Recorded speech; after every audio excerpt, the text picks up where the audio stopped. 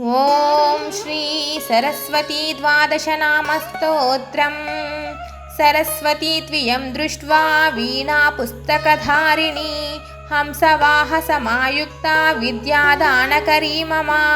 प्रथमं भारती नाम, द्वितीयं च सरस्वती, तृतीयं शारदा देवी, चतुर्थं हंसवाहना, पञ्चमं जगति ख्यातं, षष्ठं वागीश्वरी तथा कौमारी, सप्तमं प्रोक्तम्, अष्टमं ब्रह्मचारिणी, नवमं बुद्धिदात्री च, दशमं वरदायिनी, एकादशं क्षुद्रघण्टा, द्वादशं भुवनेश्वरी।